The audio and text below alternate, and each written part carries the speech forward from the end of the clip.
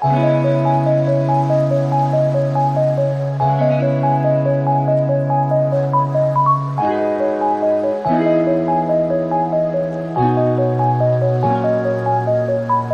malam Pak, saya Irmin dari mahasiswa dari Universitas Terbuka. Mau wawancara Bapak tentang usaha Solar Coffee Bapak. Kira-kira siapa saja ya Pak mitra atau pemasok utama yang membantu usaha Bapak berjalan? Oke, baik. Karena kalau kita di bidang kopi ya, jadi mungkin yang lebih dominan untuk bidang yang tergerak pasti kita butuh biji kopi. Jadi dari Solar Coffee ini punya rekanan dari PT Maxi, jadi tetap bergerak di bidang supply biji kopi dan berada di PT tersebut ada di Bekasi. Jadi kami membeli biji kopi itu dalam keadaan mentah dan kami roasting itu, atau biasa kalau kita sebut tuh kalau bahasa Indonesia kan kita di sini kan sangrai biji kopi seperti itu. Kira-kira apa saja ya Pak aktivitas utama yang Bapak lakukan untuk memproduksi dan menjual Solar Coffee Bapak ini? Aktivitas dalam bentuk apa nih? Dalam bentuk memproduksi Solar Coffee dan penjualannya Pak, bisa kan iklannya? Jadi aktivitas kita pertama kita siapkan dulu dong, pertama dari SDM dulu nih. Baik dari kita SDM sumber daya manusia itu yaitu barista dulu pertama.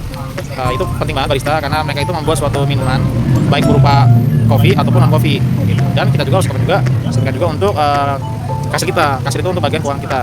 Dan kita sekarang udah bergerak di bidang namanya udah canggih sekarang dalam bidang kasir online. Biasanya kita sebut namanya POS. Jadi POS itu dia udah satu sistem, kita bisa ngatur dari jauh. Jadi saya lagi mau di luar daerah ataupun jadi saya bisa udah akses by website. Jadi udah kesimpulan semua lah, data-data penjualan, data-data stok begitu. Dan jangan lupa juga kita juga siapkan juga untuk SDM di bidang dapur. Karena penting sekali orang habis ngopi ataupun lagi minum pasti butuh snacks dan makanan. Kita juga butuh orang-orang yang bisa masak. Jadi begitu. Jadi 3 bidang itulah penting dalam aktivitas di Solar Coffee. Oh gitu ya Pak. Kira-kira apa ya Pak yang membuat Solar Coffee Bapak ini berbeda dengan produk sejenis yang di pasar? Oke, jadi kan mungkin sekarang kan kopi-kopi di Indonesia udah banyak kali ya, coffee shop atau kedai kopi kan.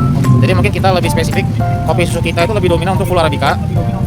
Dan jadi rasa itu mungkin konsisten juga, karena kalau mungkin banyak orang di tempat kopi sekitar juga mungkin dibikin house blend. Nah, house blend itu mungkin Arabica dicampur dengan Robusta ataupun Robusta lebih dominan dengan Arabica. Jadi kalau kita mungkin bergeraknya mungkin kita fokus ke Arabica untuk pembuatan biji kopi kita begitu. Jadi yang lebih beda lagi, yang lebih spesifik, kita lebih dominan untuk agak strong kopi kita. Jadi kita mungkin lebih lari ke orang-orang seperti orang Eropa. Orang Eropa kan mungkin kopi susunya kan mungkin agak strong mereka. Jadi kalau bukan strong tuh bukan kopi bagi mereka. Jadi kalau untuk di Indonesia mungkin agak susah karena kopi agak strong tuh susah diterima. Makanya kita mungkin ambil jalan mungkin kita harus beda dari yang lain. Kalau yang lain mungkin manis-manis, kalau kita enggak. Tapi kalau misalnya customer request ini agak strong, bisa kita ada request namanya creamy. Di Solar Coffee jadi kita ada di Solar itu mungkin agak strong kopi susunya. Kita pakai yang lebih dominan biasa lagi kita kopi aren. Gula aren kita juga rata-rata kalau untuk tempat kopi mungkin pakai liquid dari PT, liquid aren ataupun ya udah langsung kemasan dari PT. Tapi kalau kita pure gula aren masih batok, kita masak dengan benar. Jadi di Solar Coffee itu pure alami semua jadinya. Begitu. Itulah membedakan Solar Coffee dengan yang lain. Oke Pak. Kira-kira bagaimana ya Bapak berinteraksi dengan para pelanggan Bapak? Nah, interaksi mungkin sekarang udah bayar digital ya, tapi kita tetap mempertahankan face to face dengan customer. Karena kenapa? Contoh saya pernah kerja juga dulu di F&B. Dulu saya pernah jadi waiters. Itu ilmu yang saya dapatkan yaitu adalah ketika kita baru datang aja, terus kita disambut dengan nama kita dikenal, besok kita datang lagi kita disambut lagi dengan nama kita, pasti senang dong. Jadi yang itulah saya terapkan juga di tempat usaha saya juga di Solar Coffee, bahwa ketika ada customer wajib anak-anak Solar Coffee itu kalau bisa hafal. Mungkin banyak kali susah mungkin hafalin beberapa dari customer, tapi itu wajib. Karena kenapa? Orang kalau dipanggil nama aja, besok dipanggil nama lagi pasti dia senang. Apalagi poin utamanya dia tahu nih dia pesan apa. Misal contohnya dia yang si Mbak dia biasa pesan americano, kita tahu nih pasti pesannya americano.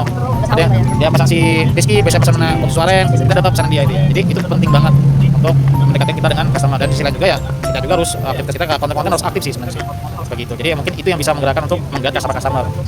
Oh iya Pak. Kira-kira siapa ya target pasar utama Bapak? Apa ada segmentasi khusus gitu? Ya mungkin kita mencakup semuanya sih. Karena kan mungkin dari bapak-bapak.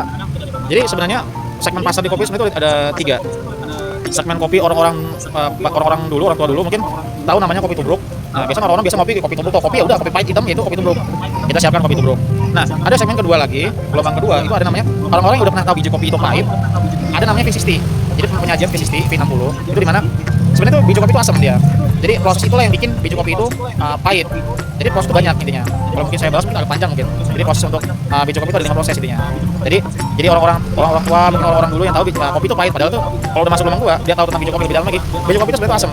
Jadi kalau lebih tahu karakter biji kopi sebenarnya itu minum di V60. Dia itu lebih ke asamnya. Jadi kayak bahasa kalau di kita namanya fruity, jadi kayak agak seger-seger buah-buah gitu. Begitu. Nah, ketika ada masuk gelombang ketiga ada namanya segmen di dunia di kopi susu.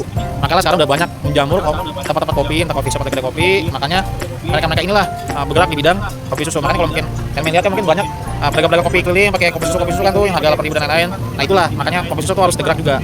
Jadi begitu. Jadi di Solo Coffee tetap mengambil semua tiga gelombang itu, untuk orang-orang yang suka kopi pahit, orang-orang yang mungkin pecinta biji kopi, yang suka kopi dan asam, dan ketiga kopi susu juga bisa terima. Dan selain kopi juga kita juga pasti kopi juga kita siapkan karena nggak semua orang suka kopi, jadi kita siapkan juga non kopi dan snack-snack dan makanan berat juga kita siapkan.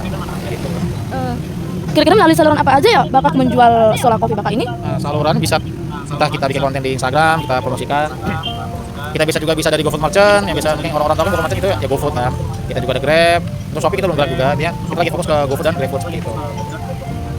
Apa aja ya Pak sumber daya utama yang Bapak butuhkan untuk menjalankan usaha ini? Sumber apa? Sumber daya utama untuk menjalankan usaha ini Pak. Penting sekali kalau ini paling tempat dulu. Maksudnya kan harus kita butuh tempat yang mungkin strategis tempat kan. Kalau udah tempat udah mungkin udah strategis, pasti kita utamakan punya mesin kopi. Mungkin kalau mungkin kita belum punya mesin kopi, mungkin bisa ada namanya alat kopi dengan manual. Itu dulu Solo Coffee pakai manual dulu, kita namanya press roll. Sekarang ya begitu banget, karena kita udah punya mesin sekarang. Ya mungkin mesin kita mungkin belum semahal dengan tempat-tempat lain, ya mungkin karena ya tunggu proses lah. Ya dengan berjalannya waktu mungkin ya kita bisa maju lebih tinggi lagi lah untuk mengganti upgrade mesin kopi yang bagus. Ya kalau suka bisa ganti mesin kopi yang dari Itali. Karena dari Itali itu mungkin mesin itu bisa minimal 60 juta ke atas lah itu. Itu sama mahal sekali ini ya. Kira-kira apa ya biaya terbesar yang harus Bapak keluarkan dalam usaha ini Pak? Biaya terbesar paling pertama sih pembangunan sih, karena kan pembangunannya jujur nih agak lumayan gede besar biayanya. Kalau untuk biaya yang lain mungkin nggak terlalu ini ya, pembangunan. Karena kan saya kalau bangun tempat kopi kalau itu tanah toh, jadi kita tuh bisa bangun konsep kita yang kita mau. Tapi mungkin kalau emang keadaannya mungkin keadaan rumah udah ada, kita sewa dengan lumayan tinggi mungkin kita pakai konsep dengan home gini. Jadi kayak masa rumah tapi kita bisa orang bisa nongkrong di ala-ala rumah gitu. Tapi kalau bisa sih rumahnya itu belakangnya pada halaman lagi nih ya, jadi orang bisa nongkrong di halaman rumah. Jadi kayak halaman rumah belakang itu bisa kayak plong. Jadi kayak mungkin ambil konsep rumah beten dulu intinya. Gitu. Jadi mungkin yang paling terbesar mungkin dia sewa tempat, kedua mungkin pembangunan. Itu besar sekali. Nah, sisa-sisanya mungkin mungkin paling besar paling mesin kopi sih intinya. Yang saya bilang mesin kopi mungkin bisa 60 juta ke atas. Gitu. Paling kalau untuk yang standar paling brand-brand dari Cina mungkin bisa ya ada 20 juta ke bawah lah. Seperti itu. Oke Pak. Kira-kira dari mana saja sumber pendapatan utama usaha Bapak ini Pak? Sumber pendapatan ini cuma Solo Coffee aja sih kita. Jadi mungkin kita masih bergerak di bidang kopi sih. Mungkin paling sumber pendapatan tambahan mungkin kita ajak orang-orang yang mungkin nikah. Ya mungkin sekarang kan ada namanya event kayak stand booth itu. Biasanya orang-orang stand boothnya cuma somai, ada bakso dan lain-lain. Nah, mungkin kita bakal bergerak di bidang event itu karena sebelumnya Solo Coffee juga pernah menjual stand booth juga dalam 1000 cup di pemesanan di dalam PT Katamata. Jadi mungkin kita masih belum bergerak lagi sih ke bidang itu karena mungkin agak capek sekali soalnya kalau kita udah emang bergerak ke stand booth. Tapi nanti ya mungkin pelan-pelan bergerak lagi sih di bidang itu. Karena kalau dibuat event itu lumayan soalnya. Tapi capek satu hari itu. Oke Pak, sekian pertanyaan dari saya. Terima kasih ya Pak atas waktu dan kesempatannya.